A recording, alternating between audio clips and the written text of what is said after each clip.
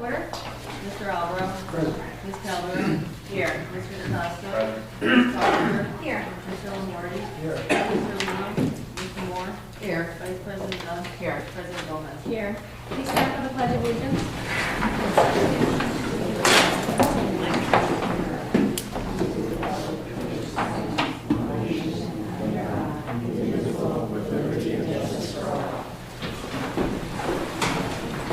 Board statement. In accordance with the provisions of the New Jersey Open Public Meetings Law, the Milford Board of Education has caused notice of this meeting to be published by having a date, time, and place thereof posted in the Borough Hall and the Milford Public Library. Notices have been sent to the record in Richmond Borough News.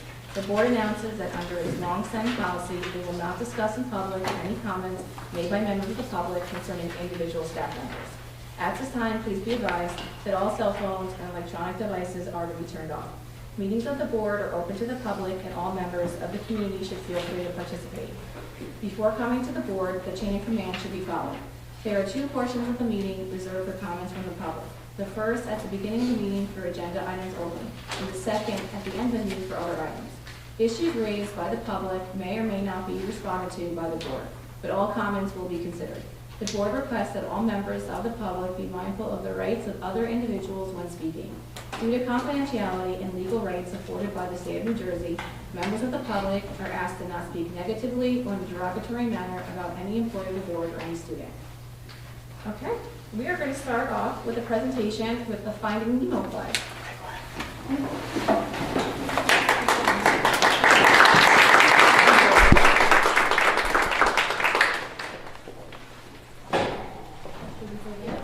Before you guys start.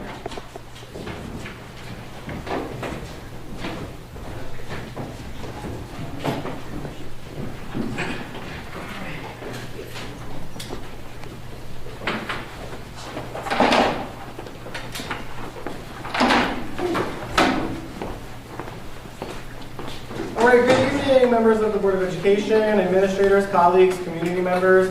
My name is Stelios Janoulis, or Mr. G as the students know me. I'm not only an alumnus of New Milford High School and the current Tips math teacher at Gibbs, but I've also had the privilege and the joy of directing this year's musical at David E. Owens Middle School. This year, our students are bringing to life Finding Nemo Jr., a story that I'm sure many of you know and love. At its core, this show is about family, perseverance, courage, and stepping beyond fears to discover independence and belonging. The production team and I are incredibly proud of the 66 students involved in this production. Since October, they have been working tirelessly, not only developing their acting, singing, and dancing skills, but also learning how to build and paint sets, operate sound and lighting equipment, manage props, and style hair, makeup, and costumes. Our performances will take place at David E. Owens Middle School on Thursday, April 16th, and Friday, April 17th at 7 p.m., and on Saturday, April 18th at 2 p.m. Tickets can be purchased now, online, at nmhsmusicals.com or our.show/DEOMS-NEMO. Again, tickets can be purchased now at nmhsmusicals.com or our.show/DEOMS-NEMO. We're excited to share that we've already sold almost 200 tickets, so get them all you can. At this time, I'd like to introduce a few members of our talented cast who will be performing for you tonight. At our show, you will see these students alongside larger-than-life professional puppets designed after the beloved characters from the movie. We have Jaden Paulos as the curious young clownfish, Nemo. We have Brielle Lozano as the friendly and excitable yellow tankfish, Bubbles. Ava Levine as the nervous germaphobe, royal gammafish, Gurgle. Brittany Martinez as the mature protective starfish, Peach. Sophia Bracco as the optimistic and supportive blowfish, Bloat. Gavin Watkins as the inspiring, determined, more idlefish, Gil. And Finley Hutchinson as the sharp-eyed pelican, Nigel. In this scene you're about to see, Nemo has just been captured from the open ocean, and he finds himself in the Sydney Harbor Aquarium, scared and alone, or so he thinks. Thank you, and I hope you enjoy his performance.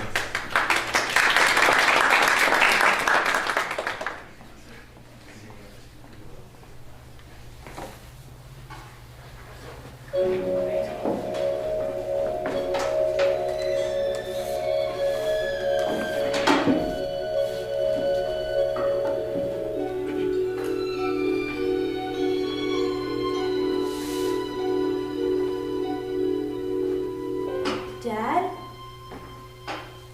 Dad!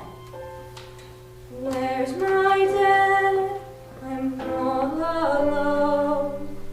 I'm too small to be here on my own.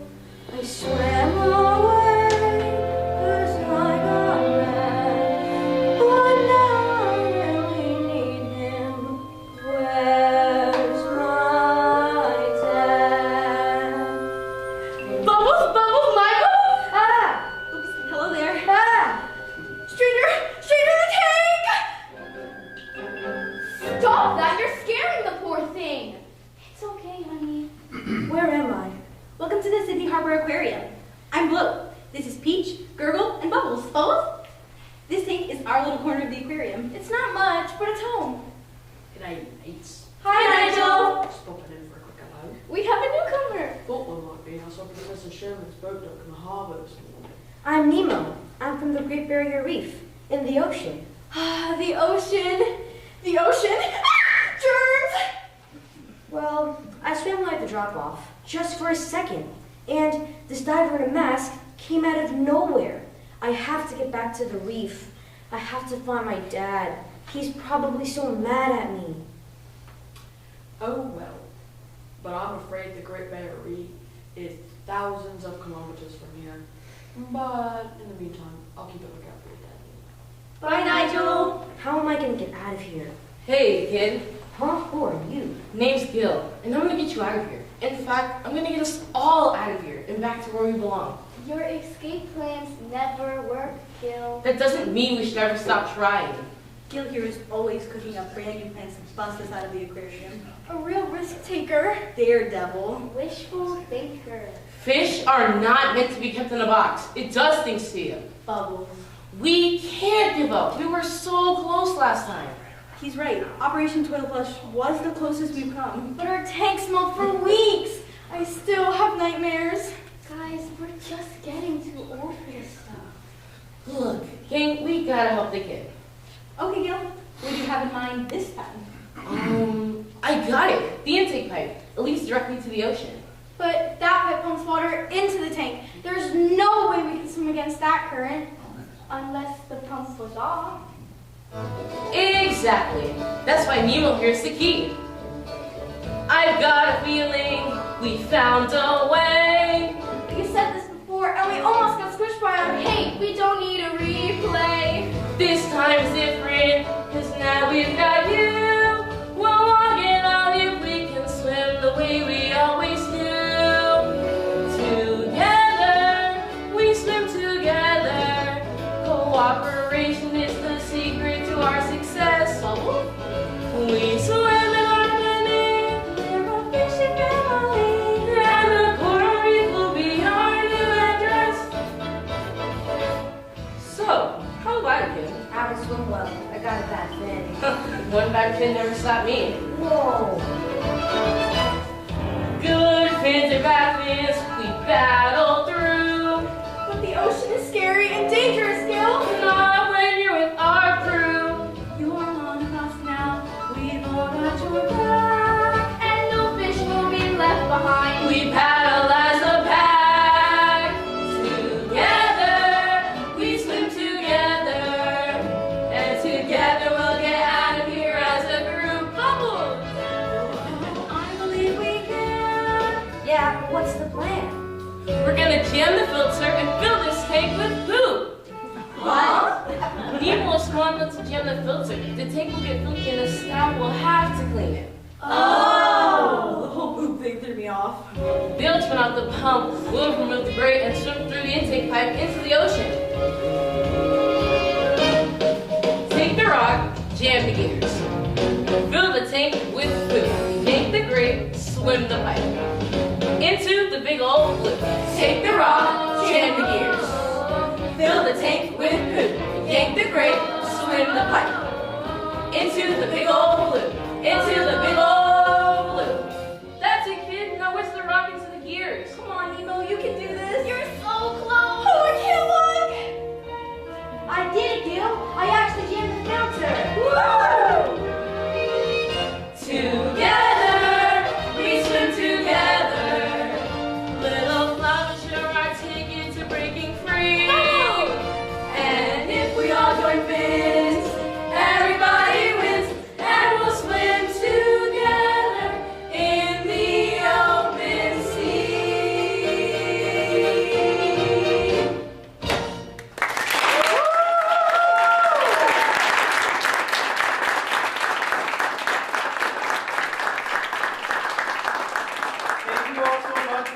come out to see our show April 16, 17, and 18 at David Owens Middle School. Thank you guys again. Let's give them another round of applause.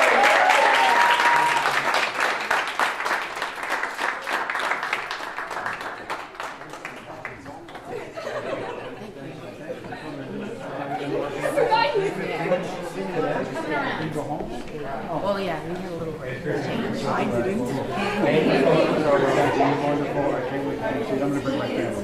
Thank you. It's going to be so much fun. They're amazing. Thank you so much for having us. It was really funny. Thank you. Of course, my pleasure.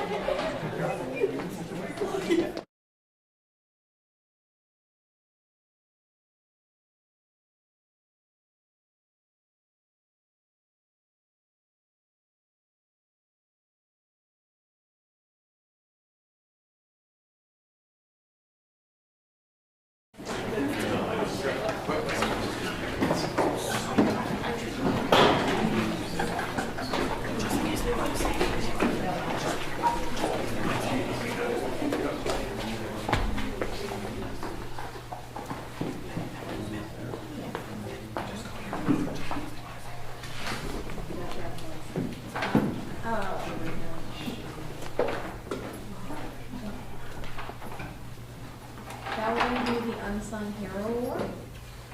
So, Emily, come on.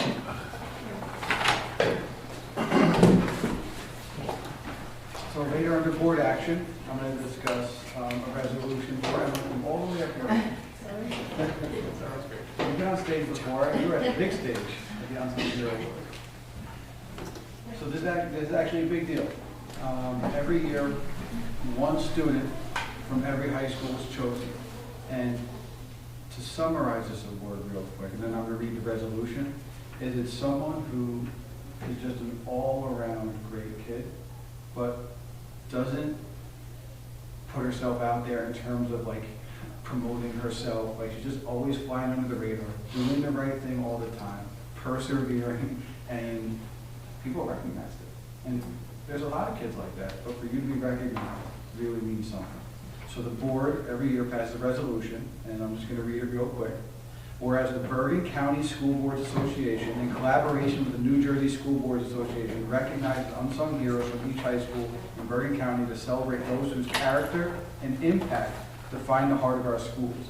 And whereas the Unsung Hero Award honors students who make outstanding contributions to their schools and communities, but are often overlooked by traditional recognition programs, students who have modeled good citizenship, a spirit of quiet strength, and a profile and purpose that inspires others.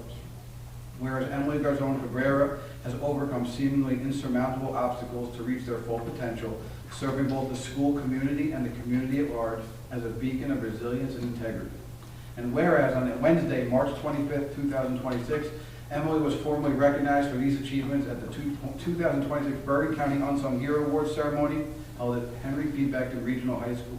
Now therefore be it resolved that the New Milford Board of Education officially recognizes Emily Garzón Cabrera as an unsung hero of Bergen County and the New Milford School District. And be it further resolved that this resolution is presented to Emily Garzón Cabrera as a sincere token of the New Milford Board of Education's congratulations and best wishes for continued success as you continue to lead by example. So it really is a pleasure, and I wish we had 1,000. So.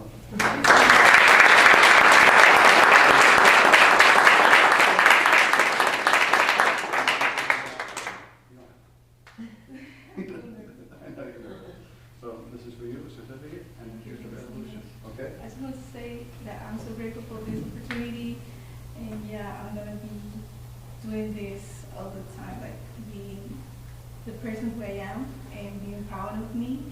And yeah, thank you so much.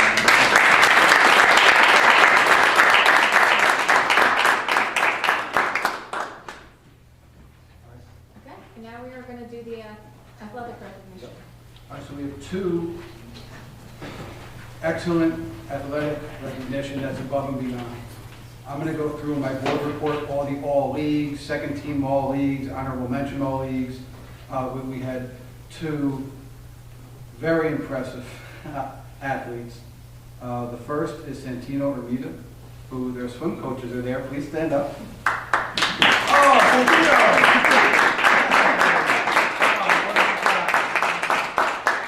Santino, I was worried you weren't going to make it. All right, so this is perfect. So Santino actually won first team all county in the 100-meter freestyle. And so swimming, if you don't know, I'm not a swimmer, but when you watch the Olympics, they always say how it is the most difficult sport, just because of the wear on your body, the stamina it takes, the strength it takes. And by the way, the hours for these swimmers to practice, I thank the coaches, I thank the athletes, I thank the athletic director, I thank the parents for driving them. It is such strange hours because they have to get pools and everything else.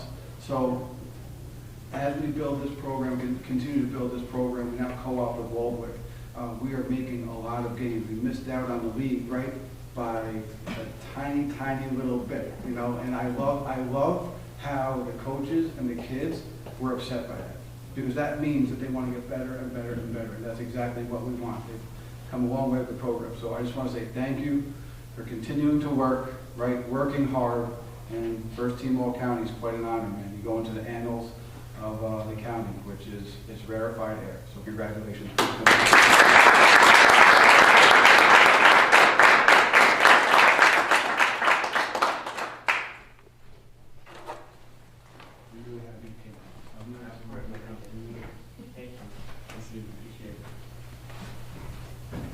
All right, we have one more. Sophia Santelli. Come on, come on.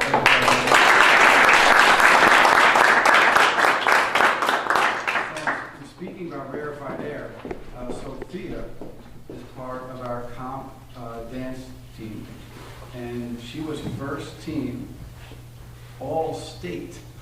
So that is ridiculous. And again, I've never cheered.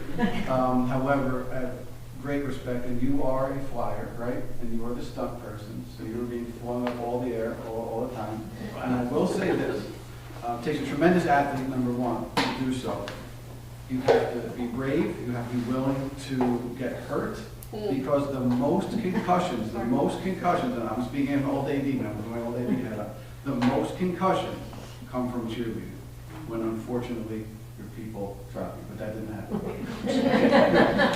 So the fact that she's willing to literally put herself in the hands of her teammates, right, and trust that, and continue to do so day in and day out, not just for meets, but for practices as well, and perform at the level that you have is phenomenal. So we just wanted to present you with a token of our gratitude for all your commitment to the program. I know Mrs. Guiro is here. She is very, very proud of you.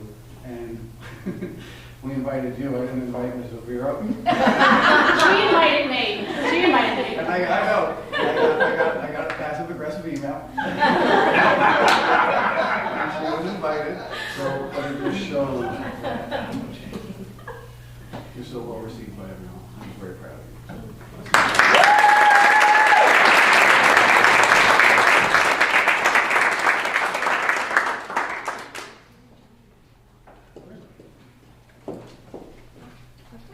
Now we're going to do our student representative report. We had some very impressive students here tonight, but overall March has been a busy month for the Knights. This month began with Hannah Beltoff and Jeremy Friedberg becoming the state meet of champions for indoor track, and our competition cheer team going to the state championships. That same weekend, we moved on for school rep performance on March 7th, was the final show with the Cold House. On Friday the 13th, Ms. Panizzi and the art students hosted another successful empty bowls. This fundraiser is an all-hands-on-deck event that supports the local food pantry and gets everyone involved. So we have ShopRite, Sopranos, Big Gyms, Great Foods, volunteers and attendees all to thank for helping cater for this special night. Yesterday, 10 students from the Holocaust class attended the program at Ramsville College that provided students with the opportunity to listen to several presentations. These were from various educators and speakers who are connected to the Holocaust and genocide studies, and they were a lot of second-generation survivors, so that means their parents were survivors of the Holocaust. Each story was incredible, and each shined a light on a new perspective, which allows students to realize the importance of the individual amidst millions of victims. Though we had to leave early, it was a great day, and we got to see Mrs. Tambusco, who, in addition to being a friendly face, was instrumental in making this program a possibility. This Friday is the Spring Pep Rally, and is one not to miss. As in addition to athletics, several club achievements are being recognized to highlight other types of extracurriculars that you can get involved with. This rebrand is one of several initiatives being taken inside New Milford to hopefully increase school spirit, and after a successful Friday, we hope to put the pep back in Pep Rally. This Saturday on March 28th, New Milford Athletic Boosters is hosting an exciting pancake breakfast with the Easter Bunny. This event will take place from 8 to 12 in the high school cafeteria, and after that, there's an Easter egg hunt on Knightsfield starting at 10 a.m. Lastly, in just 2 short weeks, 8 of our students will take the stage in a highly competitive competition for Mr. New Milford. Ms. Zacher is hosting a fun and totally serious show that will highlight the talent of our contestants in various competitions. Make sure to come and support the nominees on April 10th at 7 p.m. And that's my report for the evening. Thank you. Does anyone have any questions? Okay. Thank you. I know everyone's very busy. Whoever needs to leave the meeting, you're more than welcome to leave. Okay, our next presentation is the Care Plus Community Mental Health Program.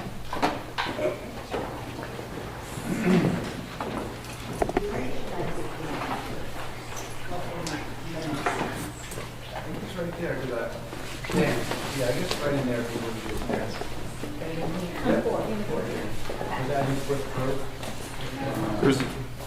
There's a clicker right there to go through. Clicker right there. There's a clicker. Right there.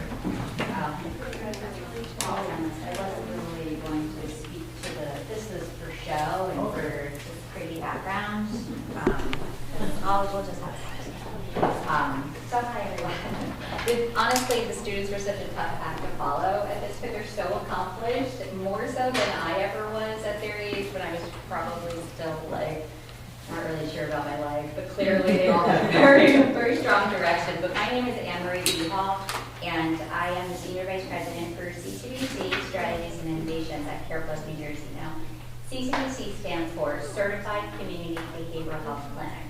It is a designation of a community mental health agency that just assures that we are structured in a way that provides a it's measured care. It's a best practice model utilizing evidence-based therapies, 9 core services. We're ensuring that we're meeting the community needs, and so we're here today to talk about what our community needs are that we're finding and how Care Plus can continue to meet those needs. The best thing about this CCBC is that we are accessible and have no wait times. We're live assigning, so I don't know if anyone has reached out for mental health treatment recently, but other organizations are not picking up the phones. They're putting you on a 6-month wait list, and that is not what we're doing. That is the opposite of what we do. We have walk-in center, and we have availability regardless of ability to pay or diagnosis. And this all sounds great and all, but there's still unmet needs,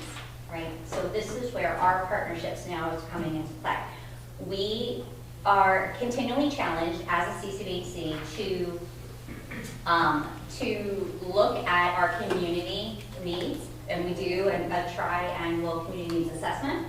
And in that community needs assessment, we're looking at what are some of the trends that we see, what are some of the issues, is there enough substance use treatment available, is there enough, maternal family health services available, and are people utilizing 988, having a place then to go to respond to their crises.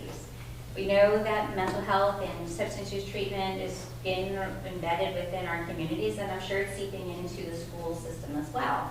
And so that's where we decided to take that access to care and extend it beyond our brick and mortar and put it directly into the community. And so that's what the school-based access to care has become. And so we did launch school-based access to care in another school setting. And the partnership is beyond amazing. The administration there has welcomed us, given space, and this is all that we're asking for is designated space. And otherwise, it's like we set up a shop and we're able to meet the students where they are when they need the help.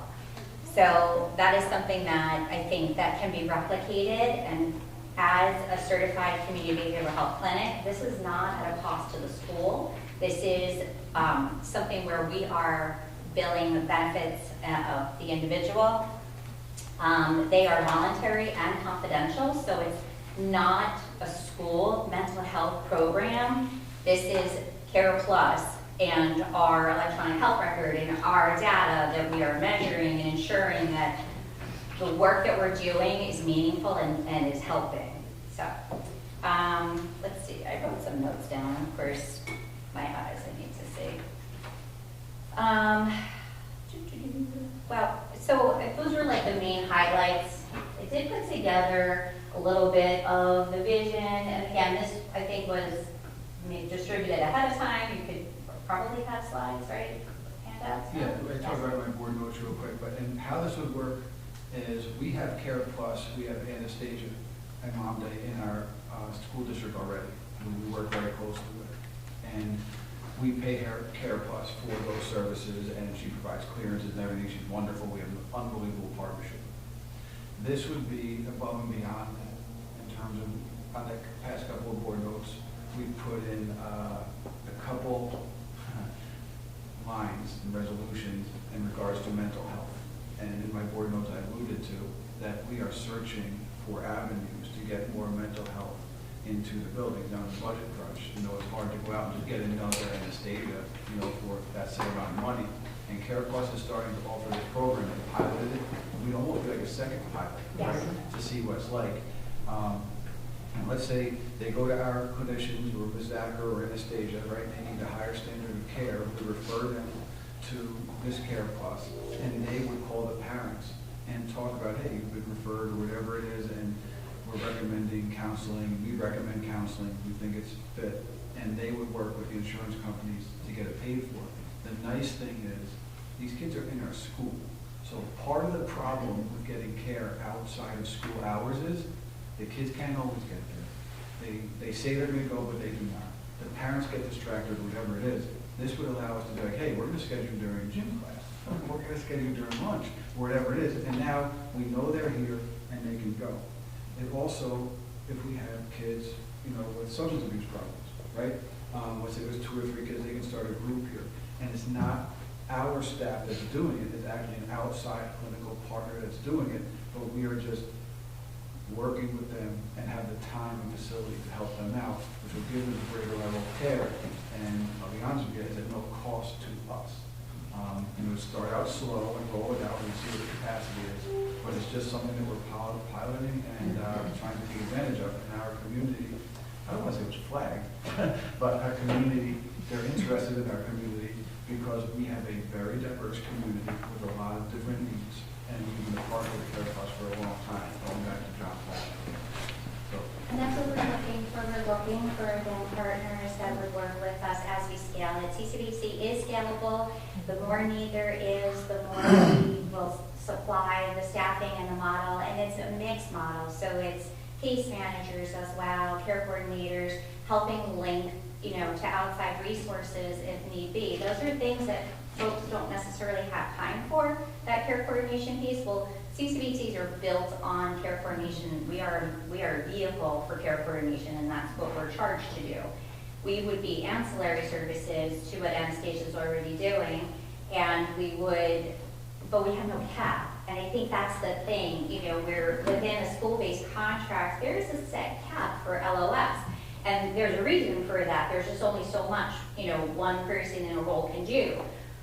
This model can scale up or down. Well, there are 1 day or 5 days, 2 people, 3 people, it just depends on the needs. And when we start to see what problems are that come up, we'll then design the programming to meet those needs.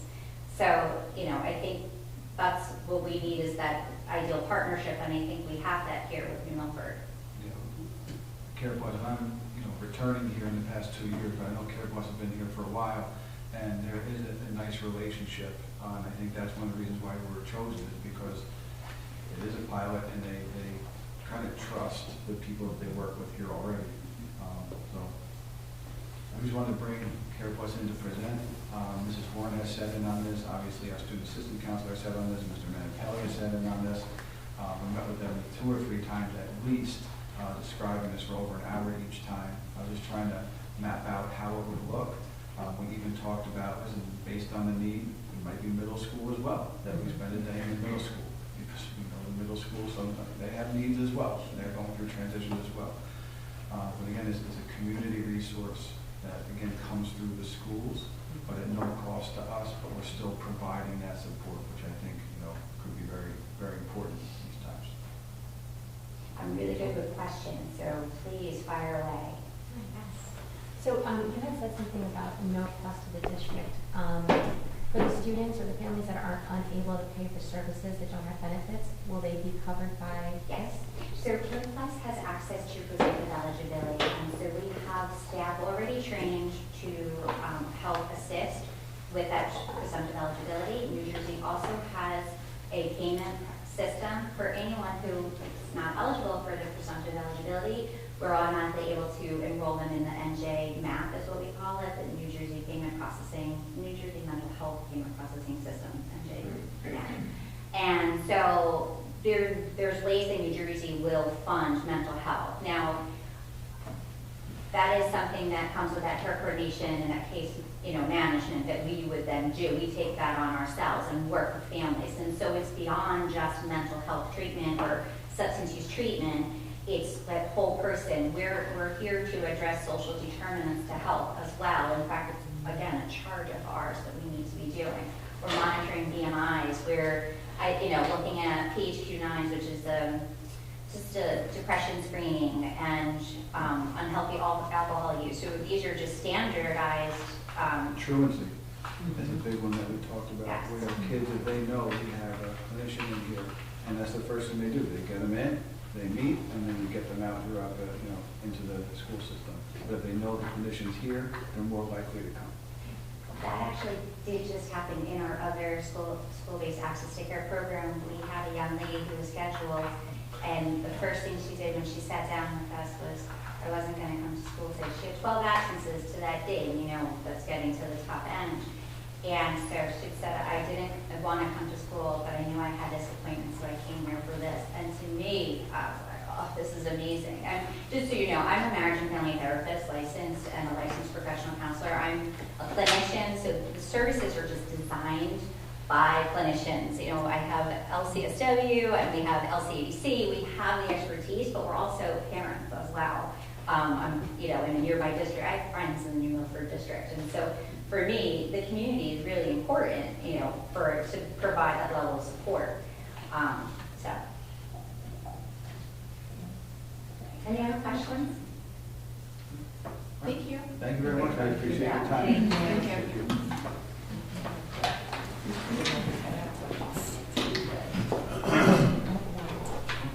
You want to ask while we're doing that? Yeah, I mean, so, the way that I, sorry, you all put your jackets on. You might as well get comfortable. I'm kidding. So my question is this, I think everybody agrees that there's a growing mental health crisis right amongst our children.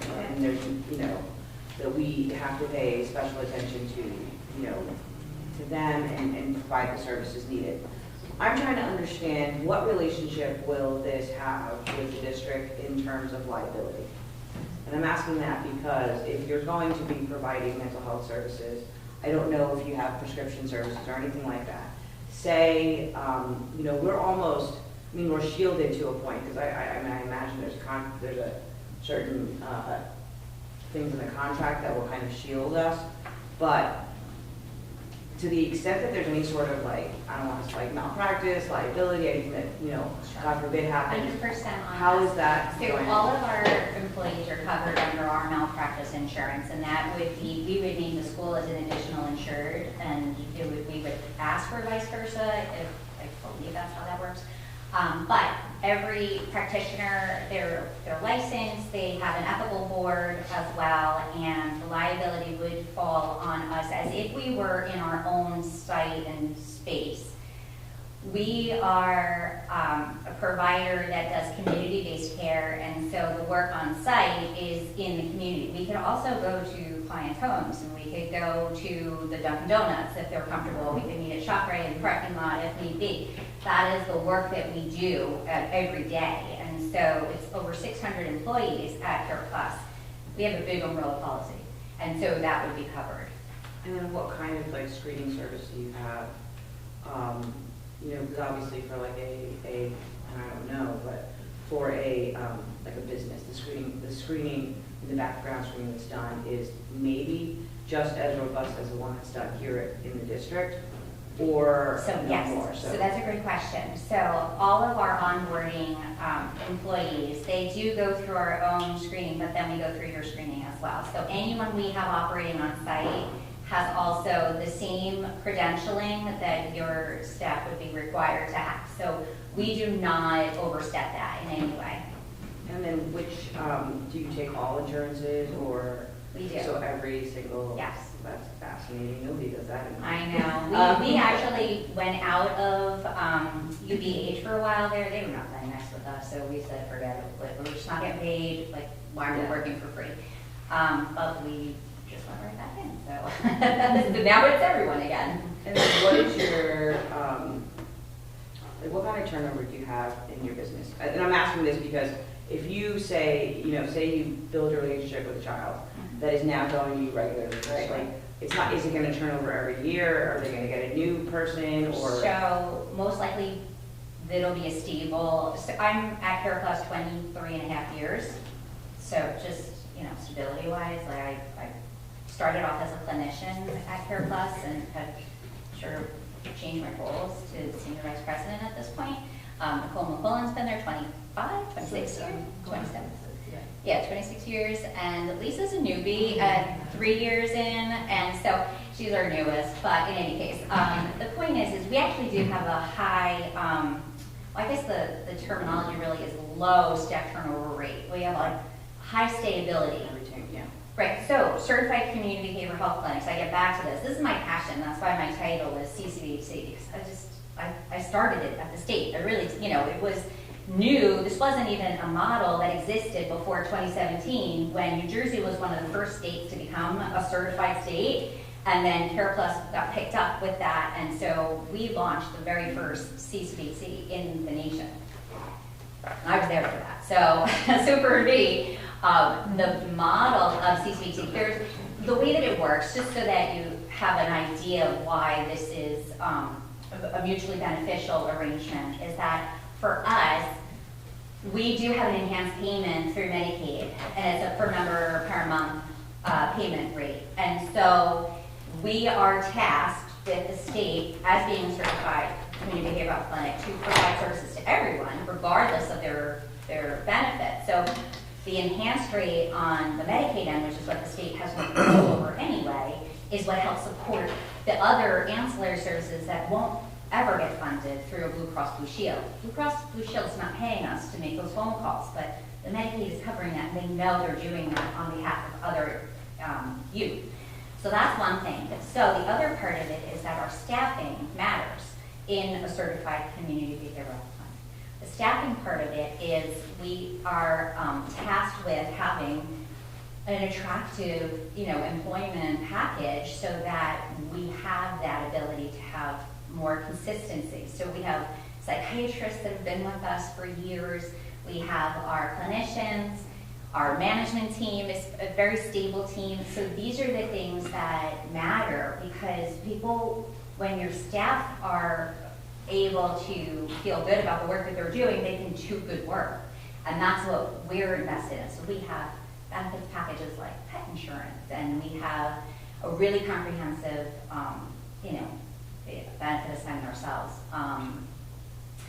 Comparable to others, I know we don't pay a whole lot into it. So, but there's so many perks. You know, we're constantly looking at salaries. We have a union base, but we go, you know, as much as we can above the union, you know, minimums, because we are invested in our staff. Our staffers are our greatest resource, and we see that. So we have scholarships for their education, and we have scholarships for, you know, opportunities to invest in. So it's a really great place to work. I mean, that's why Don't we're talk it up too much, because then we might have people that want to go. I mean, we do have some openings if folks are, you know, interested. Maybe we should just cut that question out. Where are you going to do this? Like, where contemplated, if you're going to have appointments with kids coming in, like, where is this going to happen? Like, not going to be happening in the guidance room or anything like that. But, and then logistically, if you're having these appointments, and I'm sorry, I know I said I had no question. Logistically, like, if say we do it in January, right? You're not going to, you know, that's probably the better time to have it as opposed to like math or something. There's 30 kids in the gym class. Like, what if there's 10 kids that are going? How are you gonna work that out?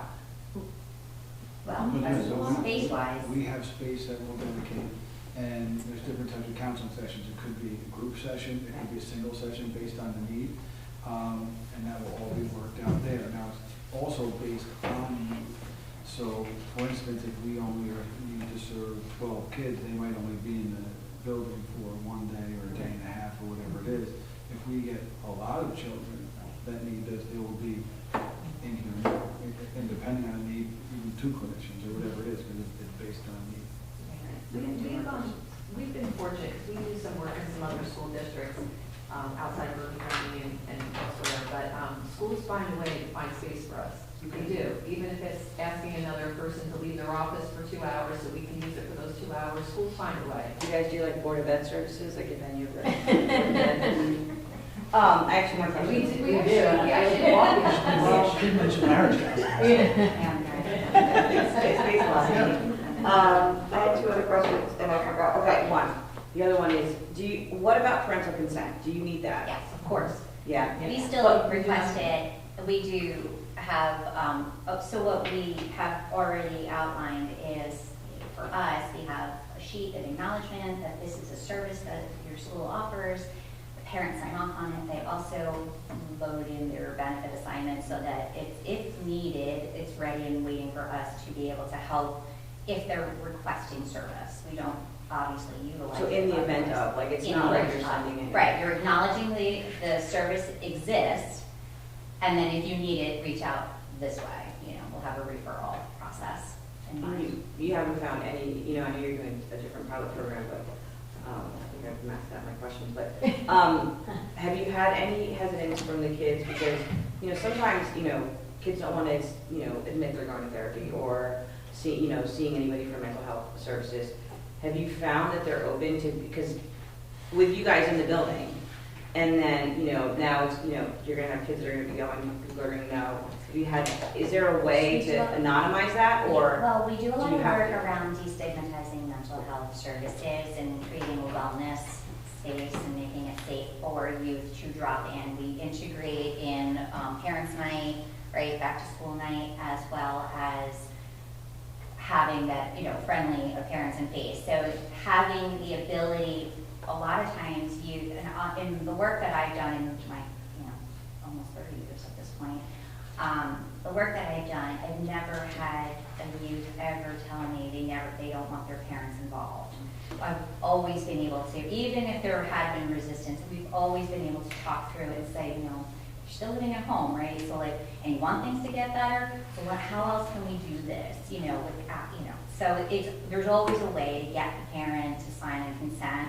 I find that so much better to work with the family dynamic. Again, it's second nature to me to have that, that stance of we're in this together, and honestly, within a family, if everybody has contribution to that change, it's one big powerful change versus, one person making all the changes. That might get undone anyway if they go home. So, yeah, so a lot of what we can do too is telehealth the parent in during the day while the student's here. And so having family therapy sessions occur, on site can still happen, and the telehealth is a service that we provide.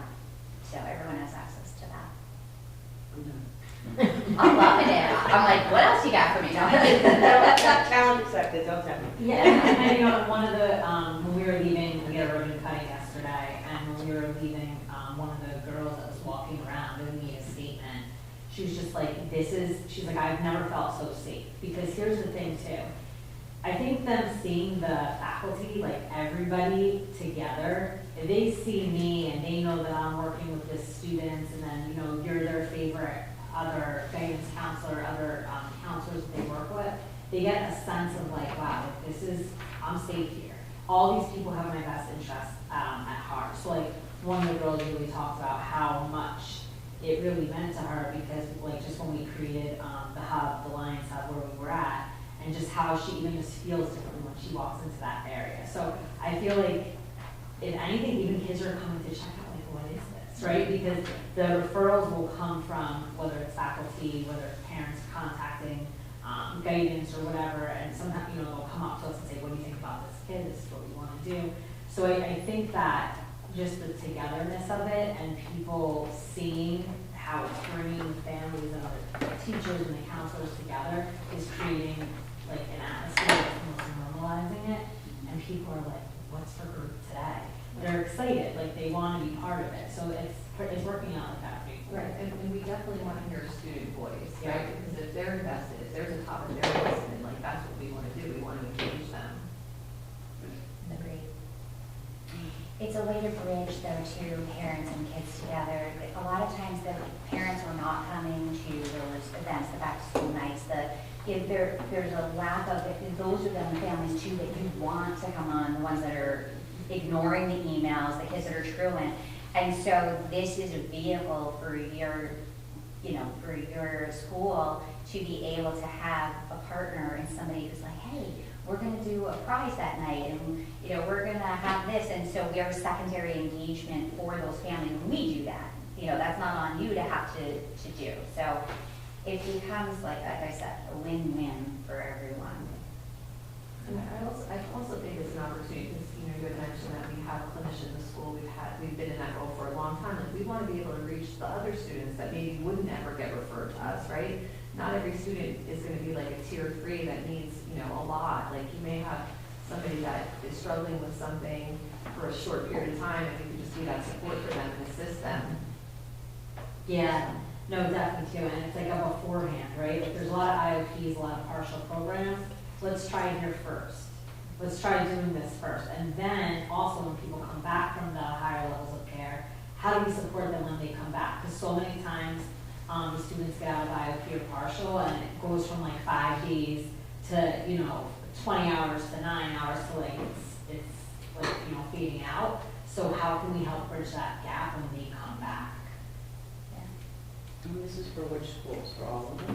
We start at the high school, and we see the demand, and possibly the middle school as well. And we haven't been taking elementary school off the board as well. But it would be a slow roll. Like this is all not going to be just up 5 days a week like that. It would be start very slow, and because we feel like that's the process that it would take. And we've already run this pilot in another school, and so the rollout plan out. We're up to 7 students after. Yeah, so it started in October. So that tells you that there's just the need, but by this point, it's being utilized, which is great. So. Thank you. Thank you. Thank you so much. Thank you guys.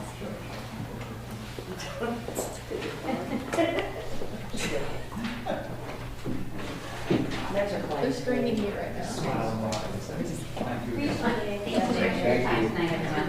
Thank you. They're checking you out, right? Okay.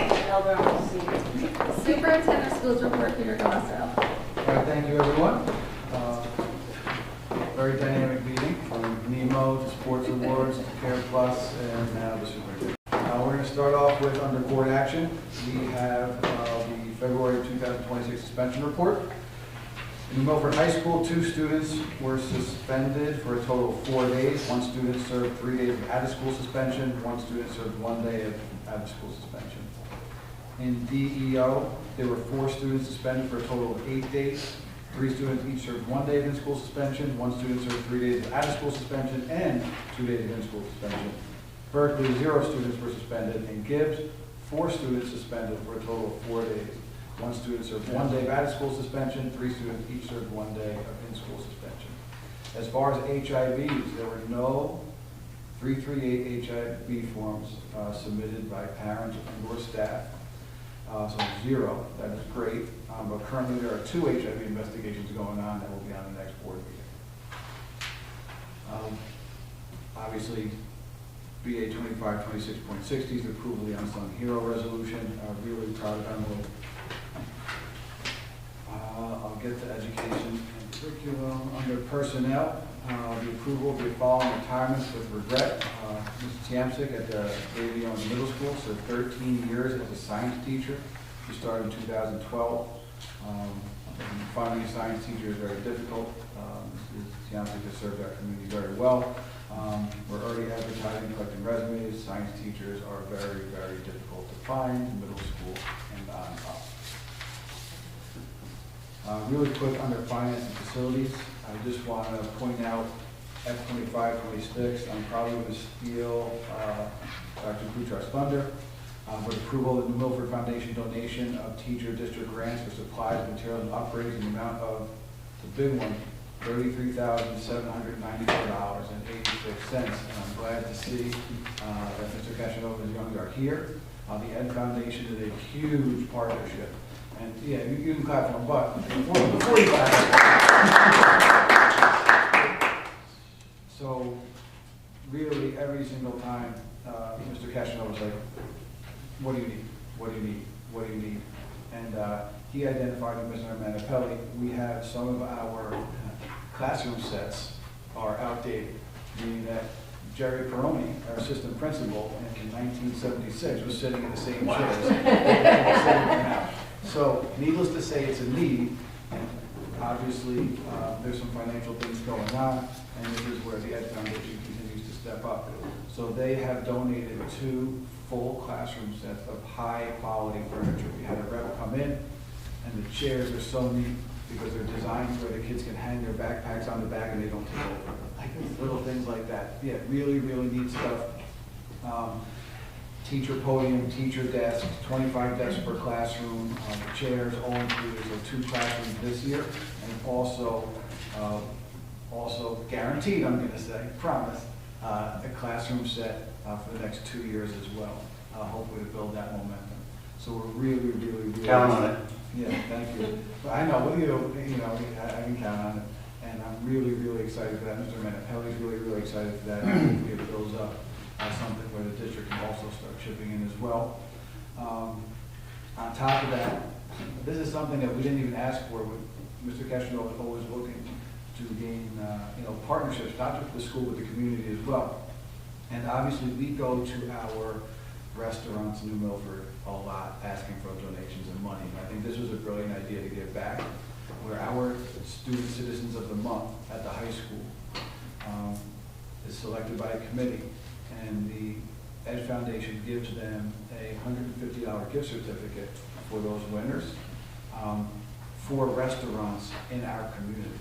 So the kids are happy. We're finally giving back to the restaurants that the kids are going to bring their families to, and hopefully spend a little more money than $150. And they get to choose the certificate that they want out of 4, right? What are the 4? Correct. Sanducci's, Sanzari's, Andiamo's, and the Renan. So they've been committed to the Ed Foundation since day one. They're great people, and they take care of the community. So I was really happy to buy gift cards for them. And then the runners-up get $10 Dunkin' Donuts gift certificate. Correct. So Jane has a bag full of gift cards for Mr. Manapelli. So it's really nice. It just increases the culture of the school. It shows that, it's a community, once again, outside even our just specific school community that looks out for these kids. And that's not to mention, I don't know how much, tens of thousands of dollars you gave for teacher grants, from communication boards to the Harlem Globetrotter dribbler that came in to entertain the kids and talk about perseverance. So the wide spectrum of things. So it really is a great partnership. I'm glad you came tonight, so we can actually thank you in person. So our thank pleasure. you very much. Yeah. All right.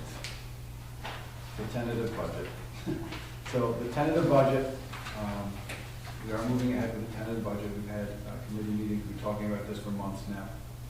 I'm going to talk very briefly about it and very generalized. It is difficult across the county. If you haven't been reading about the paper already, every district is going through some sort of fiscal cliff. I believe this is the second year of the fiscal cliff for us, but everybody is now hitting the fiscal cliff. A major part of it, there's rising costs all over the place in terms of transportation, in terms of tuition, in terms of energy costs. PSE&G and Viola get their money too, and they are making money off the schools just like every other household. The biggest cost by far has been health benefits. And we are on a superintendent meeting today, and one of the superintendents, forwarded something to us where the state just did an audit of themselves, I guess, hired a company to do an audit of the state healthcare program. And when I read this, it's not something I didn't realize. We're going through it. Healthcare costs, we have to budget over 30% for next year. 30%. So it's been 58% over the past 2 years. And in this audit, and you can't make this stuff up, and I have it right here. I have the entire summary of the audit, and I highlighted certain passages just so we understand what's being told and communicated to us. And so this audit, upon review, these are quotes, upon review of the material and the empirical evidence, it is clear that the financial position of the health benefits program continues to deteriorate and is structurally unstable. Despite significant premium increases for 2026, the plan is not generating the expected surplus, and reserves are projected to fall into a deficit, negative $32 million by the end of this year.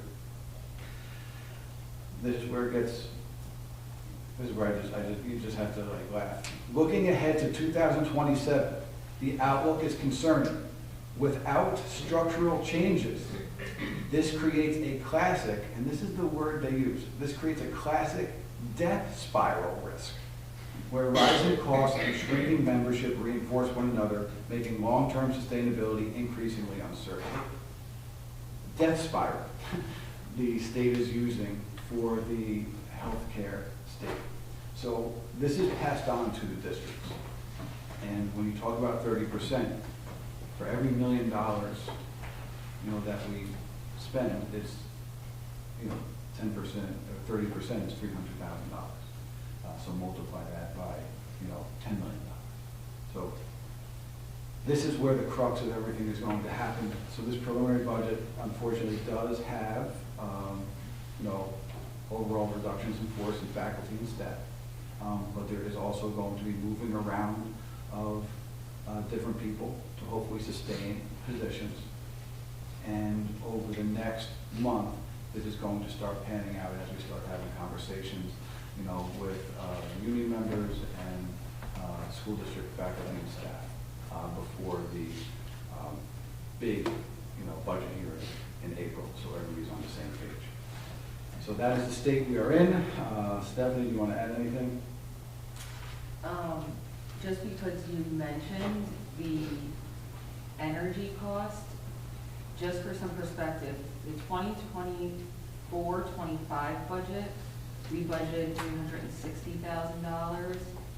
The proposed 26-27 budget, we're budgeting $595,000. So just like what you experience in your home is happening at the district, just on a much larger scale. And that's a really conservative number. I don't know that it's actually going to be enough based on our current utility bills. But we just didn't have the money to allocate any more on that line.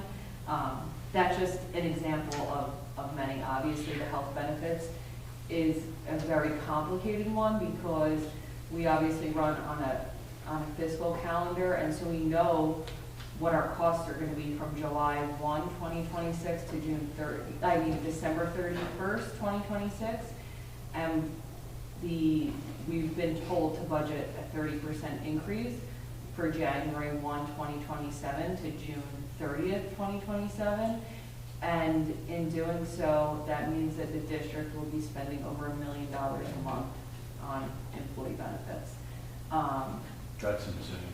So to write a check to the state of New Jersey for health benefits for over $1 million, and when your employee contributions are minimal because of the way the state plan is with the introduction of the Chapter 44, it's no longer a contribution based on premium, it's a contribution based on salary. The board share is much greater. So that's sort of what we're dealing with. We are waiting. We just requested our rate again from the state. You can request it every 2 years. We requested it. We'll see what happens. But basically, the other big piece of what's happening is any district who can leave a state plan is leaving the state plan. So, which is just sort of hurting it even further because the only districts who are left are people who can't afford to get out. So we'll continue to see what our options are, but that's where we're at. And we are looking at different options, like, what Dr. Kuchar is alluding to is the experience rating. And that audit comes in, and if our experience rating with medical and prescriptions is above 1, we're kind of considered uninsurable. And if your district is below a 1, technically, I'm speaking generalities, you can leave because you are insurable and go to a private health plan, which potentially saves a lot of money. But as more and more districts leave, it's offsetting everything, and so that's what's driving up the cost. I mean, Newark just left. So Newark, now you take out 10,000 faculty and staff, it depletes the big pool, which we are in. So that's something that we have no control over. We are trying. We are looking for avenues, and I think you can see just like by this Care Plus presentation, we are looking for any way possible to continue to support our children in ways that are maybe outside the box, that will not cost the district money, but still provide resources for kids. So we're looking at every avenue to do so. But when it comes down to it, there's a pot of money that we have, and we have to make it work. And we're doing the best we can to do so. I can't tell you how many conversations my administrative team, specifically Stephanie and I, have had, and I know I can speak for the board, we've had multiple long committee meetings trying to figure this stuff out.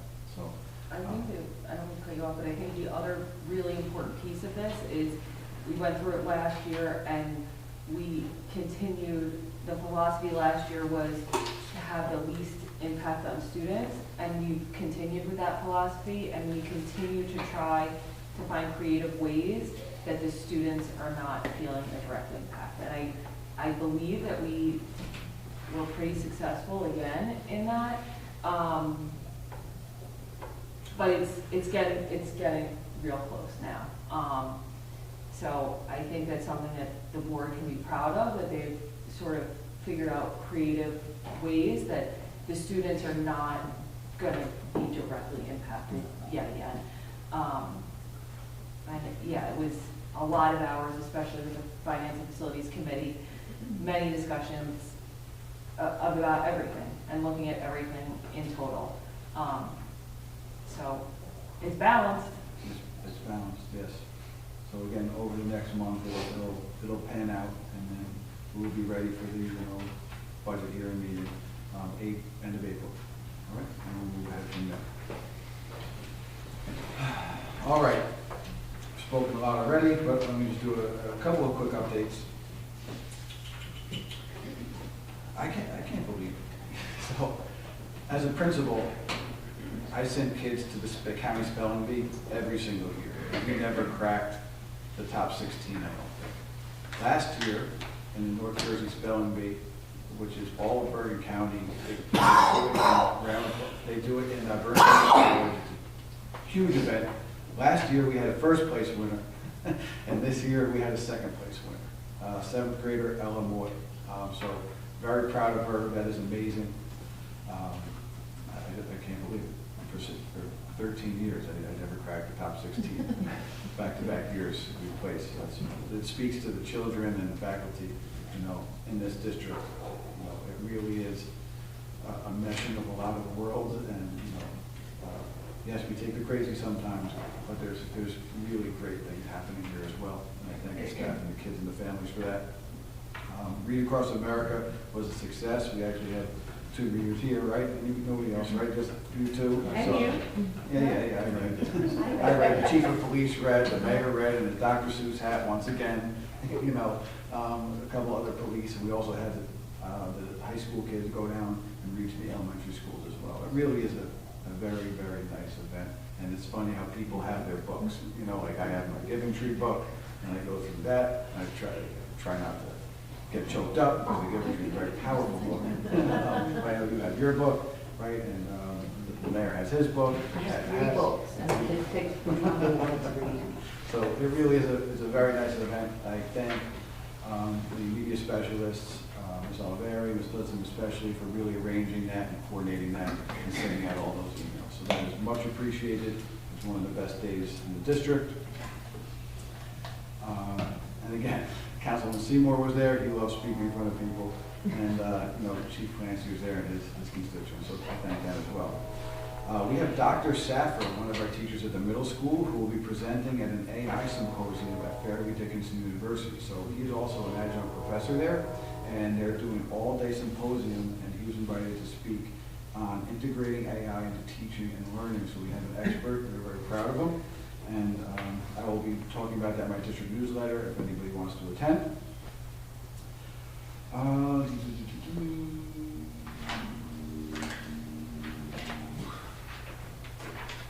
As far as athletics, a lot of success in the winter. Boys swimming, math, first team all league, third team all county, honorable mention all league, in the 200-yard freestyle, 100-yard backstroke, 100-yard breaststroke, Santino Armida. We just talked about he was first team all county, but he was also all league in the 50-yard freestyle. Caleb Pinto, honorable mention all league in the butterfly. Samuel DeCampo, first team all league, 500-yard freestyle. Vince Armida, Santino's brother, first team all league and honorable mention all county in the 100-yard and 50-yard. And the relay is very successful. In girls swimming, Valerie Gonzalez, honorable mention all league. In the butterfly boys basketball, Jake Johnson, first team all league. So he was first team all county in football, first team all league in basketball. Quite an athlete. We'll see what he does in the spring. Alex Stuckey, second team all league, and Brady Gilkers, honorable mention all league girls basketball. Two first team all leaguers, Casey DiGirolamo, I apologize, Casey, and Sabrina Santi, both first team all league. Layla Crothers, second team all league, and Kendall Levinsky, honorable mention all league. Wrestling, two first team all leaguers, Anthony D'Ambrosio and Jack Costello, and then second team all league, Henry Martinez, and honorable mention all league, Robert Bianchi. In bowling, here we go, Layla Bruns, first team all league, high game, high series, fourth place in the BCWCA, third team all county, first team all NJIC. Like I said, I think she bowled like a 275 in her high game, which is ridiculous. And then honorable mention all league is Luke Partis. Congratulations, Luke. Com cheer, we talked about Sophia Santelli, but there was also a second team all state, Colleen Willis, and overall they were NJIC league champs. We were very proud of them. Indoor track, Ivan Bempath, honorable mention all league, and then Hannah Beltoff, second team all league high jump. So a lot of success there. As far as other events going on, we have NEMO coming up in mid-April. I do also want to point out April break coming up next week. If you show up to school, no one will be here except the custodians and maintenance. So please enjoy yourselves, decompress, everybody. On Monday, even though the schools are closed, we are opening up our auditorium to the Borough Council. There is a very important meeting that I would suggest you go to. It involves the redevelopment of the Brookchester complex, where Roman's Pizza is right now, and that's CVS. The owner of Brookchester is looking to pretty much tear down 90% of that complex and put up more apartments. So I would encourage you to go to that meeting. I was at the last one personally. Mrs. Moore was there as well. And people spoke, and I was very proud to hear people speak on the school's behalf and what it could possibly do to school enrollment with the new residencies. And so I would encourage you to go and be informed and see what's going on. This is on the heels of the ShopRite development that is also going on, and I would like to point out it's both on Berkeley's side. So there could be over, 300 more apartments going up in the next, 1 to 4 years. That will obviously have an impact on our schools. So please, again, Monday, I believe it's at 7 o'clock in the auditorium. And it will be streamed as well, thanks to our man, Mr. Preet. Nemo that you saw is going to be a wonderful play. I want to thank them again. I see Stilios, he came back, to the meeting. It's wonderful to see Stilios here because he was a student of mine too long ago. Not too long ago. There you go. You're younger than I am, honestly, too long, but it's great to see him here, and I kind of paying it forward. It's great to hire him and see him giving back. I know it's a passion of his. He's at elementary school right now. He's also helping at a DEO. He's also at the musical. He helps out a lot around here, so thank you for all your efforts. And Nemo, there's a lot going on behind the scenes and getting updates all the time about the set builds going on all the time. I know we were working on the coral and the volcano recently because Heidi was texting me. She was texting me, giving me updates. I also want to point out that we have the China trip coming up over spring break, so we are ready to go. There's been parent meetings, insurance is all covered, commission slips, rides to the airport 8 hours before because of all the craziness going on with the trip. To wish them luck. I'm actually on WhatsApp with them through my school phone, not through the phone. I'm on WhatsApp, so I will get the updates about what's going on, and obviously wish them the best of luck. The musical Legally Blonde, so successful. They sold out their Saturday show, which was, I'm not surprised. You know, after seeing it, you know, I saw it Saturday with the feedback on Friday. I'm not surprised they sold out on Saturday. Thursday, Friday, Saturday. I'm not surprised they sold out on Saturday.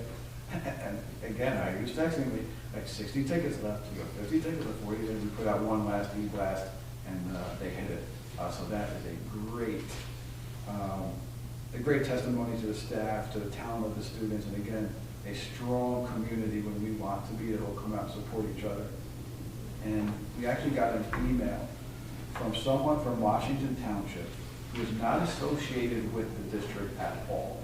I guess they just go play hopping, musical hopping, and they like to play Legally Blonde, and they sent a nice paragraph email, but I pulled an excerpt from it just to read it, because it kind of summarizes the feel that night.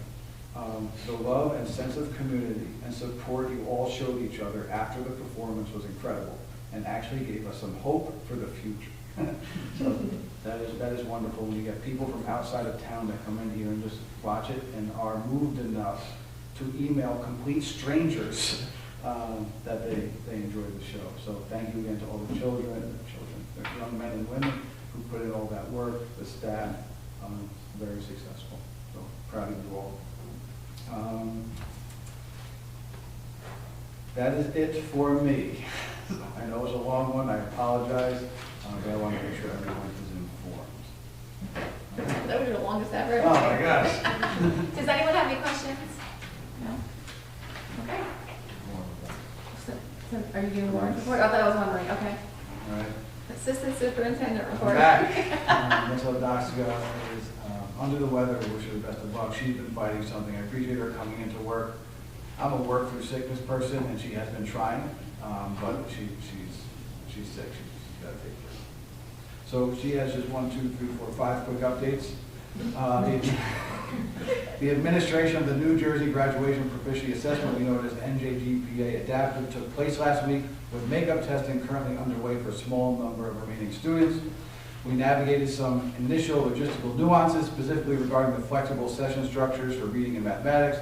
While the platform organizes these content areas into 2 75-minute blocks, it also offers the option to complete the assessment in a single sitting, with no clear distinction between each session. Writing remains a dedicated 90-minute session. Thanks to the diligence of our staff, these technicalities were managed effectively to ensure a supportive testing environment. The insights gained from this administration have been invaluable and will directly inform our preparation for the upcoming NJSLA assessment in the coming weeks. Access for ELL's testing for our multi-language learners began on February 23rd and has now been successfully completed. The assessment is more comprehensive in nature and, depending on students' grade levels, requiring individualized administration, which our teachers manage with care and attention. We appreciate the efforts of our ESL teachers in ensuring a smooth and supportive testing experience for all our participating students. In-view testing, a lot of testing. A cognitive ability assessment will be administered to all second grade students on April 14th and 15th. This assessment measures students' reasoning, problem solving, and critical thinking skills, providing a snapshot of their cognitive strength and areas of growth. The results will help guide instructional planning and support early identification of students who may benefit from additional enrichment or targeted interventions. We are pleased to bring forward for approval a number of students' teaching placements for the spring semester. It is encouraging to see a growing number of aspiring educators choosing to complete their fieldwork requirements in our district. This continued interest reflects positively on the strength of our instructional programs and serves as an encouraging sign for the future of the educational landscape. As an update on ESSA funding, we are seeking approval for a part-time, you'll see it in there, Tier 3 interventionist at Berkeley Street School. Again, this position will further strengthen our multi-tiered system of supports and provide targeted assistance to students with the greatest needs. Additionally, due to the overwhelming success of our tutoring programs at Berkeley and DOMS, we have been able to reallocate funding to expand these efforts. Plans are underway to approve additional tutors for Berkeley in April, with fine details currently being developed. Again, this is another way we are looking to support kids at no cost to our operating budget. This Tier 3 interventionist we just hired was a teacher who is now a stay-at-home mom. She is reportedly certified, which is awesome, which is, Mrs. Moore just went to like a seminar on that, a conference on that, and it helps students that are in our Tier 3 at-risk of needs reading intervention, and she's coming on part-time and is paid through title funds. So we are trying to expand the use of title funds, again, to get more support for our kids in a fiscally responsible way. There's one other thing in there that I didn't mention that is not on here. We are partnering with the Pascack Valley High School. They have an internship program that serves Pascack Hills, it serves Park Ridge, it used to serve Emerson. We're going to take their spot.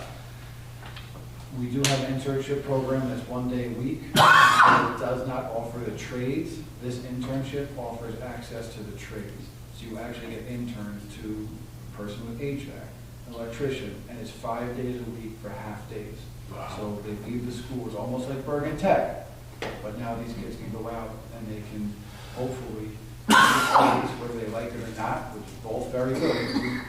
You don't want to get out of school, plumbing school, and hate plumbing. So this is a great way to introduce yourself to this. It gets the kids out of the building. Some of the seniors are itching anyway to get out of the building. It is for credit. And I think there's going to be a strong, I know there's going to be a strong need for the trades already, but even growing in the near future. Yeah. And so we're glad to offer this and encourage this. It's kind of like a pilot. And I think it's going to be successful. So that's really it for me. There are no questions? I do. The cognitive assessment, is that something that parents could be able to, like, is it a part of the Queen's web that we No, would have? so the cognitive assessment is it's likened to, I don't like to use this one, it's likened to an IQ test, where you give the kids and you see, it's a different type. You can't study for it or anything like that, and it assesses, your ability to learn. So a lot of times we'll take like the cognitive skills index and identify enrichment kids as well. Like if they score very high, 140s, like okay, like you're identifying enrichment. It helps us as part of the matrix to do that. Parents can request. So that's going to speak more to it later. There may be scores giving out to the kids as well. I know letters come with it as well, but Ms. Ladowski would be able to speak to that. And then, and then you would get, you said something about intervention. I guess you would know at that point you would follow up to see what the It helps. intervention would It gives be. a more complete profile of the kids. So Okay. when you talk about, it's a cognitive skills index, so it's more of an IQ test. So it kind of provides clarity. Like if a kid is struggling reading, and then we look at this score on top of the NJLCLS scores and everything, it gives just a bigger picture of what we can do for the child, and perhaps even further support special education. So I just have a question with the partnership with Pascack Valley. I'm sorry if I missed this detail, but what grade levels is it? So It's freshman to senior? Or just going to be grade 12 for now. Just grade 12. Just going to be grade 12. Because we don't know what the interest is going to be, number one. We think there's going to be a lot. And this idea, because I'm talking to students, I'm always talking to students. Actually, one student who's very vocal. Praise, I'll give her credit, it's praise. I guess he was over her lap, and she was very vocal. And I sat down with her one day, I was like, praise, just tell me what's on your mind. And she was like, I wish I could come to school half the day and then go to my job or internship the second half of the day.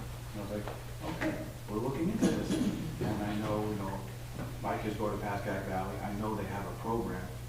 So I was at connections there. I was like, tell me about it. They came to visit. They spoke to Mr. Menapelli and Mr. Odoska and I. And it's just a way to offer the trades, which again, we have other things possibly in the near future with the trades coming up that I was just meeting with today actually, with the trades, but trying to, again, in a fiscally responsible way, to offer these programs and opportunities to kids in a fiscally responsible way. So we're trying. Anyone else have any questions? Just to clarify, that's for the 26-27 budget. You're like so excited about it. I am You're, very like, excited about it. telling It's for the everyone. 26-27 budget, yes, thank you. But it's just not happening now. Like tomorrow, you're gonna have all these seniors like sign me up. There's going to be an interest meeting very shortly to roll this out. And that guy will come speak to the kids. And it has to be for them. The other internship program we have, which is 1 day a week, that is not so much for the trades necessarily, because they don't have a certain type of certification, but it has to do with nursing and engineering and things like that this will allow. So this one's going to be more focused on the trades. But it has a commitment. It's 5 days a week, half days. So, and they don't mess around. Okay. Business administrator report, Stephanie Couture. Good evening. So I'm going to start with agenda items. Mr. Glassell already thanked the NMEF, but especially when our operating budget can't support these things, it's especially important the work that the foundation does. And such a large donation for all the teacher grants, the desks, and all the things that they continue to do. A huge, huge thank you for all their continued contributions and support. F2526.187 is a joint transportation agreement for the 26-27 school year. And just so the board's aware of the importance, typically June, we have what we have historically called the reappointment meeting, where we approve vendors and contracted services for the following year. This one appears in March because Friday we actually have a deadline to meet with Southburg and Joyshire where they will bid out our non-public routes for us. And then especially this year as we navigate the budget, an area that we're looking at is the transportation efficiencies. And so we're also going to put out out-of-district special education routes that we currently maintain in district, but because many students have returned to district, it may be more efficient to have those students on a contracted route where we can share the cost with other surrounding towns. So we're looking at that. Those are going out to bid. I will keep the board informed once I have more information on that. The resolutions F2526.90 through .190 through .195 are all of the corresponding resolutions to submit the tentative budget to the county office. I just want to again thank the Finance and Facilities Committee for all the time that they took on, working through and getting a balanced budget, as well as the administration and the time and thoughtfulness that went into a very difficult budget. It wasn't pretty, but it's balanced. And like I said before, I think it's really important because we really tried hard not to have a direct impact on students. The approval for the capital reserve withdrawal, we're looking to, in the current 25-26 budget, we withdrew from capital reserve, which is monies that have been set aside. It's sort of like a savings account, and the only way that we can access that money is through a resolution now, that we can withdraw from that.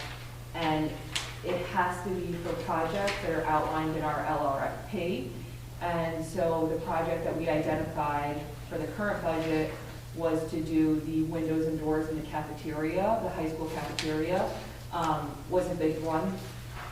And that was identified because every student uses that space in the high school every day. A lot of the community uses it, a lot of athletic dinners. There's just, that space is constantly being used. I think the fall drama, spring musical, they use that stage, like, it's really a used space, but, and the reason I go into this detail is because we're going to continue the windows and doors on the first floor of the back side of the high school, and then continue on the second and third floor. So part of the resolution outlines that project, and that's really important because right now we have single pane windows, and so we really are focusing on encapsulating our assets and trying to, when we're heating the building, not heating the town of New Milford, because it's just going out the windows and doors. So we're trying to use this little bit of money the best way we can to set ourselves up for future financial success. Another project that we identified when we did the window project, a big concern is always the safety, and so the previous windows you were able to like jar open very slightly. These windows you cannot open, and so what we're going to hopefully do is in-house, our maintenance staff, who are absolutely incredible, install cassette units of air conditioning in the ceiling, so it'll be 16 cassettes feeding to air condition the high school cafeteria. That's a very complicated roof. Stephanie hates, Dr. Kudra hates that roof because it's a sawtooth roof, so you can't do the traditional like huge 2-ton unit or whatever it is on the roof. So this is like it's a workaround because we've had structural engineers out because we have to put the RTU on a different roof and then run ductwork, and we can't afford that. So we identified the space that really could use some air conditioning. Hopefully we'll be able to do it. Of course, you know, in these initial plans, we've already run into, you know, the asbestos, so we will have an abatement. We already did get the quotes for that, and so that's built into the cost. That's part of the resolution. And the other big item that we're looking at that has been said at every level, everywhere, every place, is the high school locker rooms, both boys and girls, as well as the team room. So we're looking at different ways to do that project. So inclusive in that money is also the potential to do the locker rooms. The plans are under works. Whether all of these projects are actually able to happen during the 26-27 budget, that's the goal. Whether it happens, we'll see. We're doing a lot of this stuff in-house. Because when you start paying companies to do it, it quintuples the price. The fact that we are lucky enough as a district, and I mean this, I came from a district where we did not have certified HVAC, did not have certified electricity, we were outsourcing everything at a ridiculous cost. Our maintenance staff saves us a tremendous amount of money, so we are trying to utilize them, but not stretch them too thin at the same time, so they can do quality work. Yeah, and they really work well together, and really skilled individuals who we do think have the capacity to do it, but when we're asking them to do demolition of 2 locker rooms and HVAC in a high school cafeteria in 8 weeks on a summer, they look at me like I'm crazy. On top of all the little maintenance things that we get over the summer that we have to do in each and every one of the schools, we have 5 campuses. We have the Wings campus plus the 4 schools. That's a lot of square footage and a lot of little mechanical things that break here and there. So that a lot of their requests are done over the summer because the buildings are more vacant. Yeah. So then actually the next resolution at 2526.196 is the approval of non-resident tuition costs. And then F 2526.197 and 198 are the tuition rates for other school districts to send their special ed students to our various programs. And then with that, it's been a sort of a district initiative for the past couple years, at least the past 2 years, tightening up our residency requirements and ensuring that we have current documentation for all families, because I feel very strongly that if say you're living in New Milford, you better be living in New Milford. Because obviously, especially when we have this tight budget, we don't need families saying that they're living here and not living here. And what I found in the past is when it comes to me to be brought to the board for disenrollment, a lot of the times I don't have current documents. And so then when I'm reaching out to the families, it's just a sort of a weird situation. And so we're looking at anybody who is on a lease, whether it's an apartment or leasing a home or an affidavit. Those are all 1-year documents. And so there was a big push to put all that into our student information system so we're able to run a report.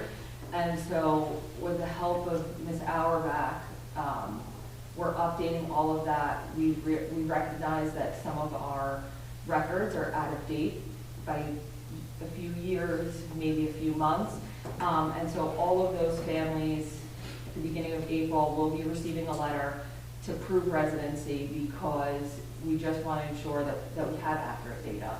And so I know it's not easy for families, but everything will be on the portal because it is a lot of documents. And so we're looking for updated leases or updated affidavits. So all of those families will be contacted. Because right now the check and balances are when they enroll in kindergarten, right? Then they enroll again in 6th grade, and then they enroll again in 9th grade. So if their lease expires, a year or two in after kindergarten, technically the next checks and balances until 6th grade, and that's what we're trying to alleviate, where we're going to put these leases, 1-year leases, month-to-month leases even, into a separate pile. So we are checking on them every single year to make sure that they're still.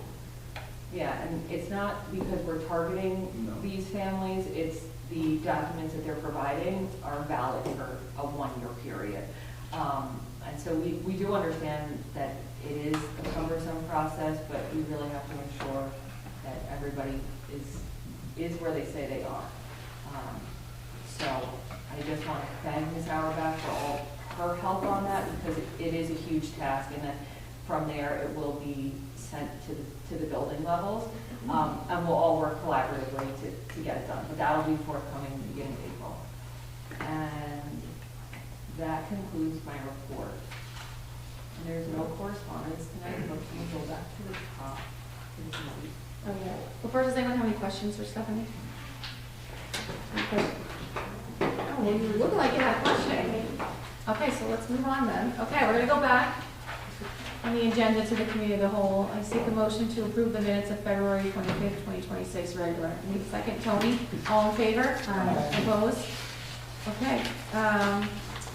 Open to the public for items on the agenda. I seek a motion as outlined in the Milford Board of Education bylaw 0167. Each statement made by our participants shall be limited to 3 minutes. I need a second. John, all in favor? Aye. Opposed? Anyone have anything? Please state your name and town. Linda Page in Milford. Just curious, C 34. The chaperones for the trip. I know the first 2 names. I was just curious if the others are parents or are they faculty members? I believe they're parents. Okay. Does anyone else have any questions regarding the agenda? I seek a motion to close to the public. Tony, seconded by Stephanie. All in favor? Opposed? Okay, board action. Having the recommendation of the superintendent, I seek a motion for BA 25-26.58, .59, .60. I need a second. John, all in favor? Aye. Opposed?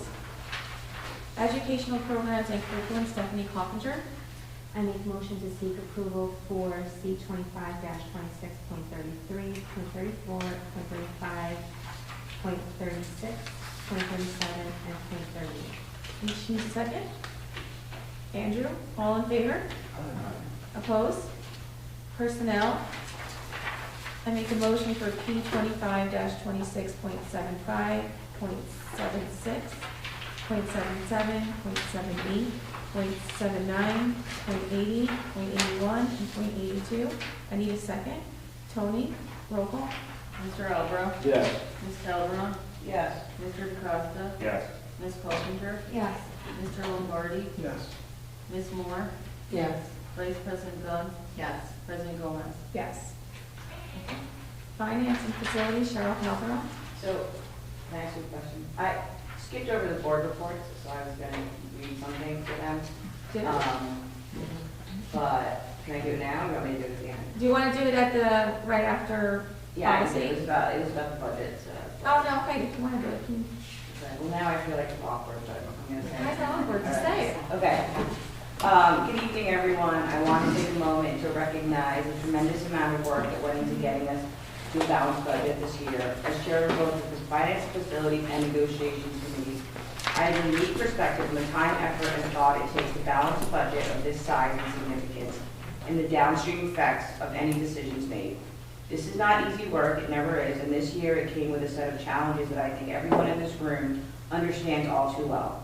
Rising healthcare costs, continued pressure from school funding formulas that don't always reflect the realities of our community, impact of the Mountain Rural decisions, out of control prices and living costs in general, and a growing list of unfunded mandates from the state that have created a very narrow path forward. These are real constraints and they require real decisions. I want to be very clear. Yes, we are very happy to have a balanced budget, but this process does involve difficult decisions. Some of them are not easy and not everyone will agree with every outcome. But that is only part of the story. This budget also reflects a tremendous amount of creativity, problem solving, and discipline, and primarily from our administration and the countless time that they put into these efforts. Real effort went into identifying ways to preserve programs, manage costs responsibly, and minimize impact wherever possible. It would have been far easier to take a more rigid approach, but that is not what happened here. These decisions were not made lightly, and they were not made in a vacuum. They were made after significant analysis, thoughtful discussion, and with a deep understanding of the impact on our students, our staff, and our community. Every option was considered with deliberate effort to balance what is needed today with what is sustainable for the future. I want to sincerely thank Superintendent Pete Colasso, PA Stephanie Kuchar, and Assistant Superintendent Lauren Adasco for their leadership throughout this process. The level of detail, transparency, and care you brought to this work did not go unnoticed.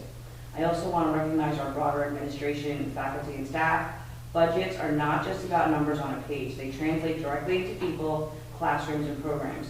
We see that and we appreciate the professionalism and commitment you continue to show in putting students first, even in the face of challenging circumstances. Balancing a budget is not just about closing a gap, it's about making responsible choices while continuing to deliver for our students, and as well as being good stewards of taxpayer dollars, even in a very, very difficult financial environment. The balance is not easy to strike, but it was done here with integrity, with intention, and with a clear focus on protecting what matters most. So thank you for your hard work, your collaboration, and your continued dedication to this district. And while not everyone will agree with every decision, I think we can all stand behind the fact that this process was thoughtful, responsible, and grounded in what is best for our students. And I wanted to read that because I know that when the budget does go public, there are going to be people that are going to be unhappy. I really want to just make sure that the community knows that we are welcome everyone to come to the budget, presentation, ask questions, and that this board, and the Finance and Facilities Committee in particular, worked really hard with the administration, and none of these things happened just through the decisions of a few people. This was a collaborative effort, so to the extent that there's going to be any upset people, I think we all collaboratively worked on some making these decisions, so I just want to make that very clear. Thank you. Thank you. Now. Wait, does anyone else have any board committee reports? Well, I did. That's all I got, okay. Who wants to go first? I'm just going to talk briefly because a lot of the stuff that Mr. Lasso mentioned regarding athletics, he stole my thunder once again. But no, the reports in our folder, we had met on March 2nd. We had pretty much just done a recap of the winter athletics. We talked about the spring season starting, just a little shout out. Baseball's home opener is tomorrow at 4. And softball is Monday against Cresco. So it's supposed to be 70 degrees, so it's a nice day for a game. And I was going to talk about the musical, but Mr. Lasso spoke about that as well. So the board, I shared that in my report. So as I said, it would be brief. Second. So the curriculum curriculum committee also met. One of our longer community meetings, I have to say. And basically what we discussed was the academies program at the high school. And just the evolution of it. Everybody has my notes to just look at the public notes, how it originated and why, and where it is today, and just the recommitted drive to infuse a little bit more structure and rigor into that program. And then we also discussed the dyslexia screening at the elementary schools, which takes place in the 2nd grade. And a tool that is being utilized now has been found through AimsWeb, which is also a savings to the district. So that was a nice thing to hear. And that was basically what we discussed. So more detailed notes are in the report that I sent to you guys. And that's the conclusion of my report. Thank you. Okay. I seek a motion for the approval of Act 25-26, .172, .173, 0.174, .175, .176, .177, .178, .179, .180, .181, .182, .183, .184, .185, .186, .187, .188, .189, .190, .191, .192, .193, .194, .195, .196, .197, .198, 199 and .200. So before we approve it with varsity prep, I know that Mr. Gutierrez was here to give a presentation, and I know I was just hoping for the public, if Mr. Gossi, you could just share what that collaboration is going to look like for the schools. Like I know I had asked you questions, but I think publicly it's important to understand, like, what does that collaboration mean? Like, how are we going to be using the facilities? Like, what does that look like? Just help me out. Yeah. Sorry. We work on this together, with Mr. Gutierrez and Ms. Memorial and everything else with their contracts. So basically, what Mr. Gutierrez discussed was a partnership, and they utilize our facilities. And continuing in the trend, you're going to hear this from me a lot, we're trying to recreate it with getting funds for the district. And this is something that has been happening in our schools pretty much every year anyway, except for last year because of the rules, right? It didn't happen. But typically it happens in our schools, and they utilize the backfields most of the time if it rains and they come inside. And then they go to the swim club and all that. So with this partnership, it would give us, $20,000 up front, and then as a minimum, and then any more that they make gross, we get 10% of that. So it's now income for the district, and then there's a busing element as well, where we there's 12 trips I think we're allowing for a set amount of money, and it all has to be within Bergen County, but like 90% of them are right to the swim club. So it's just a way to bring us revenue, and that program, as you saw in the presentation, it not only supports our kids, but is also revenue for a lot of our teachers. So it was very, very important for us to sustain the program in district, and we didn't want them going anywhere else to a cheaper facility or anything like that, or another school. We wanted to maintain our kids working the program, our teachers working the program, and supporting our students in this sports camp. That pretty much happens all summer. I think it's 10 weeks or something, right? I don't know how many weeks it is. I believe it's the last week of June. June and then all the way through to August. Yeah, maybe middle of August timing. I don't But they've been doing it, and there is now an enrichment component to it. So it does have, I do believe a lot of the community accesses the program, and it's not something that is really new. It's new in the terms of the partnership.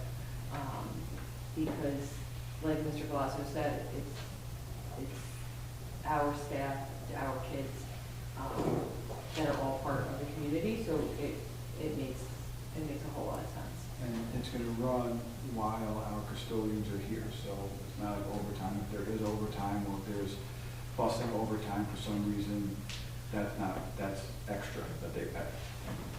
That's not coming out of our pocket. But it's income for the district, because we can only get income a certain number of ways, through the tax levy, through tuition, or through partnerships like this and contracts, bringing money in. So this is just another way to, I guess, try to, benefit the district and benefit the kids and the staff all at the same time. Does that help? Yeah, no, I just wanted to, because I know we spoke about that and we're approving it tonight, I just wanted to, make sure everybody understood those details. It's a one-year partnership, so it's like a pilot, and we're going to see how it goes, and if it works out well or it expands, everything's renegotiable. So it has to fit both. I need a second for the finance. Anyone? Second? Stephanie, all in favor? Aye. Opposed? Policy, Anthony Albro. Having the recommendation of the superintendent, I wish to move policy 2526.7, which is the second reading and formal adoption of the listed policy and regulations, as well as the abolished regulations and policies. I need a second. Stephanie, all in favor? Aye. Opposed? Any old business? Any new business? So this was alluded to and discussed earlier, but there was a mayor and council meeting on Monday about the potential redevelopment over by the Brookchester retail shopping area. So one of the questions that I wasn't able to attend personally, but I attended. One of the questions that came up was what the anticipated. This was a question for council for the Vermendi organizations. What the anticipated effects were of building that number of units in that area. And they didn't have an answer. They weren't prepared for that question. So I'm wondering if there's a way that we have that information. How many children can we quantify that are living in, Doubled up into bar. Yeah. So we already, Stephanie and I spoke, Dr. Kuchar, and I spoke about this already today, and we have rough numbers already. I want to vet them a little bit more. It is a little more complex. So what we do is we just look at kind of who's paying rent in the apartments, and then who's doubled up in there in terms of addresses or whatnot, right? And then, so we have a rough idea already, because that was the same inclination. I know that question was asked a number of times at that council meeting, and so just we have perspective. I know Mr. Lombardi was at the meeting as well, and we were standing right next to each other, and it all went down. And so that is on our minds, and we do have rough numbers. We're going to vet them a little bit more, but we do have a good idea. But it is more difficult than just running a report in Genesis. We think there's more than we can actually get our hands on. But listen, it's significant. And if you're adding, over 300 apartments over the shop, right, and then this one, it could be a lot of kids. On top of, they use this Rutgers formula, they call it. So the Rutgers formula predicts. Mr. Albro, you are very attuned in this, right? Because you just went through the pilot program in your district. They use this Rutgers, and it's supposed to give you an estimate of how many kids will come to your school district. To be honest, I find that it underestimates it a lot of the times, especially in Bergen County, especially with the programs we offer. This is the land of opportunity for many people who come to Bergen County to access all the great things in the great schools. So they are willing to live in a one-bedroom apartment or a two-bedroom apartment with multiple family members, and listen, all power to you, but that Rutgers formula isn't necessarily going to be mirror what exactly goes on. And that's what my biggest concern was, and that's where I attended the meeting, because in the end of it, depending on how many kids come into this district with these two complexes now coming, if student numbers go up and we just run out of space, that is then put on the taxpayers. Like, you know, I don't think the man from Brookchester is going to put an addition on our building for free. So that will go to the taxpayers to fund that. And in light of everything that's going on, you know, I'm worried. I'll be very flat out honest, and the mayor knows I'm worried as well, and he's great. The mayor's great. The council's great. Councilman Seymour was, you know, booming away up there, you know, asking questions if you saw it, right? So I think everyone's on board, and again, I encourage the community to go out and really be informed about what's going on, because it's a community changer. It definitely is a community changer. I mean, I was watching on the YouTube, but one of the answers that council gave was that from their experience, they found that, like, from similar things that they built, that there was virtually no impact on the school district, and there was like an audible laughter you could hear through the speakers. They can come see my new wing. My school. Yeah. So. Okay. All right. Thank you. Okay. Tony? I did not get a chance to attend the meeting because I had my own board meeting. I would imagine for those who attended, the thought of pilot money was discussed. The board should know that there is legislation, nothing's been ruled upon yet, but there has been proposed code or law that would make pilot, the developer would have to negotiate with the school board, superintendent actually, personally, to get the money. Either get money or get a specific project taken care of. Not to take any money away from the town, because obviously the town is going to have its costs with all those new residents being there in terms of sanitation and everything else like that. It's been discussed in both houses. It hasn't come to any action yet, but it is out there. And I don't know, you know, it's probably going to have a timing mechanism to it. For example, my community is done, so where I work, so we're not getting that. But I'm sure at some point, if it passes, maybe we could reap that benefit somehow. Oh boy, God, don't get my hopes up. We'll see. But I know Tony's lived through this, and so, Mr. Allen, I'm sorry, has lived through this, and so he's an expert on it.